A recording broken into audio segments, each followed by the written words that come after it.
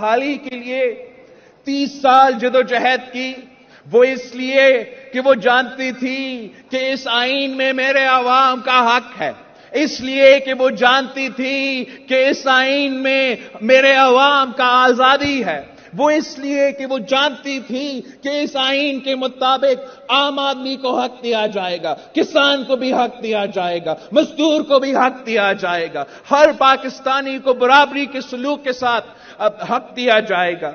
तो इसलिए शहीद मोहतरमा बेनजीर भुट्टो ने उसी 1973 की बहाली के लिए, जमहूरी निजाम की बहाली के लिए 30 साल जदोजहद की।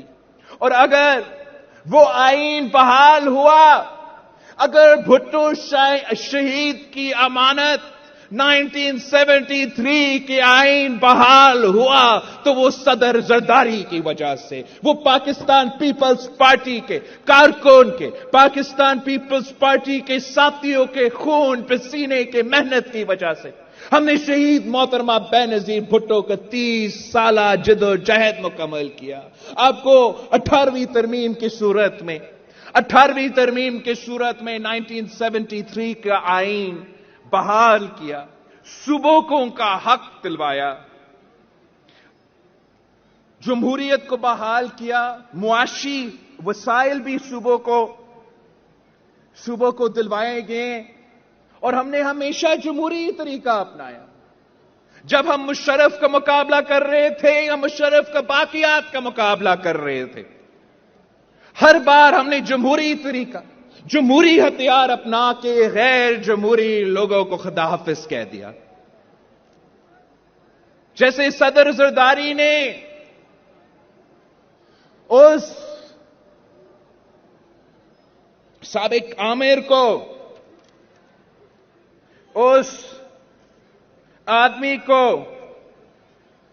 उस शख्स को जमहूरी तरीके से शिकस्त दिलवाया।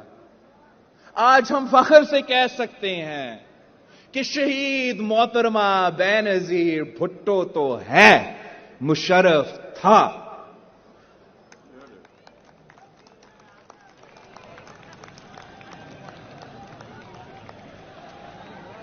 सदर जरदारी ने अपना सियासी दानिशमंदी से, अपना जमहूरी तरीकेकार से मुशर्रफ को ऐसे निकाला जैसे आप मक्खी को दूध से निकालते हैं। और जब आपने फैसला किया, नहीं, जब आपने हुक्म किया कि हमने सिलेक्टेड को निकालना है, जब आपने मुतालबा किया कि ये कठपुतली, ये सिलेक्टेड हमारे आईनी हकूक के खिलाफ साजिशें कर रहा है, हमारा 1973 का आईन, हमारा 18वीं तरमीम के खिलाफ साजिश कर रहा है, जब आपने कहा कि ये शख्स हमारे सूबे के हुकूक पे डाका डाल रहा है, हमारे सूबे के वसाइल के पीछे पड़े हुए हैं, बलोचिस्तान और सिंध के जो आइलैंड्स हैं उनको भी नहीं छोड़ रहा, उनको भी कब्जा करना चाहता है, सारे सूबे का जो शहर है उस पे कटौती डाल रहा था, आम आदमी का मुआशी कत्ल करवा रहा था, महंगाई की सुनामी अरूज पे था, टैक्सेस का तूफान खड़ा कर रहा था, आपका पेट पे डाका, आपका जेब पे डाका डाल रहा था। तो इसी पीपल्स पार्टी के जियालों ने, इसी पीपल्स पार्टी के सियासी कारकुनों ने उसको ललकारा, तो जीए भुट्टो का नारा के साथ ललकारा, उस पे हमला किया तो जमहूरी तरीके से किया, एहतजाज भी किया तो पुरअमन तरीके से किया। आप सब गवाह हो, आप सब साथ आए थे। हम कराची से लेके इस्लामाबाद पहुंचे, एक हजूम हमारे साथ था, एक मजमा हमारे साथ था, जियालों का समंदर था, मगर एक गमला नहीं टूटा, एक पत्थर नहीं फेंका गया। आपने जमहूरी तरीके से एहतजाज किया, फिर आपने वैसे ही जैसे मुशर्रफ को, जैसे उस मक्खी को दूध से निकाला जाता है, वैसे ही आपने उस सिलेक्टेड मक्खी को दूध से निकालकर बाहर फेंका। جمہوری طریقے سے، آئینی طریقے سے، عدم اعتماد سے. یہ بھی تاریخ ہے، اور یہ تاریخ پاکستان پیپلز پارٹی نے لکھا کہ پہلی بار عدم اعتماد کے تھرو پارلیمان نے ایک وزیر اعظم کو گھر بھیجا.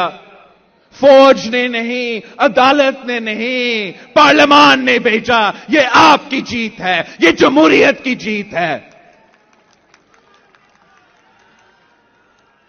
اس کو تو پتا تھا کہ اگر میں یہ بات مانوں کہ یہ میں ملک کی تاریخ میں وہ پہلا وزیر اعظم ہے جن کے خلاف نہ دھاندلی ہوا، جن کے خلاف کوئی سازش نہیں ہوا، اور جن کو جمہوری اور آئینی طریقے سے نکالا گیا، تو کوئی جھوٹا کہانی نہیں ہوگا اس کو بیچنے کے لیے.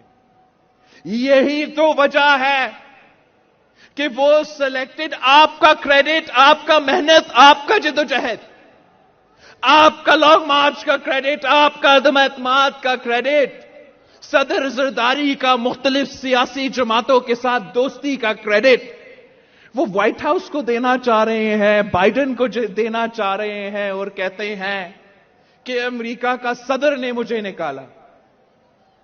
امریکہ کے صدر نے نہیں، پیپلز پارٹی کے جی ایل او نے آپ کو نکالا. وائٹ ہاؤس کا سازش نہیں، بلاول ہاؤس کا سازش نے آپ کو نکالا. یہ بند کمروں کا سازش نہیں تھا. ہم آپ کے سامنے، عوام کے سامنے، اس ملک کے سڑکوں پہ، اس ملک کے پارلیمان پہ کھڑا ہو کے آپ کو کہتے رہے کہ ہم یہ کام کرنے جا رہے ہیں، اور وہ کام پھر کر کے دکھایا.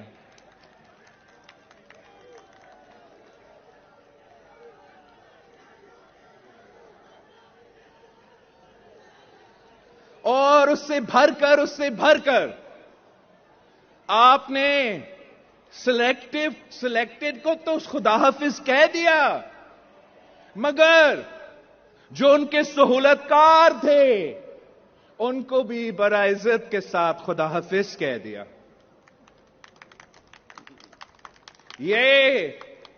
یہ تو آپ کی جیت ہے، یہ جمہوریت کی کامیابی ہے، یہ جمہوریت کا انتقام ہے کہ انہی لوگوں جنہوں نے صدر زرداری کو اس عمر میں پھر سے جیل بھیجا، انہی لوگوں نے جنہوں نے ادی فریال تارپور کو بھی چاند رات کو، عید کی رات کو ہاسپٹل سے گھسیٹ کے جیل بھیجا، انہی لوگوں جنہوں نے اپنے مخالف کے گھر کے عورتوں کو بھی نہیں چھوڑا، آپ نے ان کا صحیح بندوبست کر دیا. میں بتا رہا تھا کہ آپ کس طریقے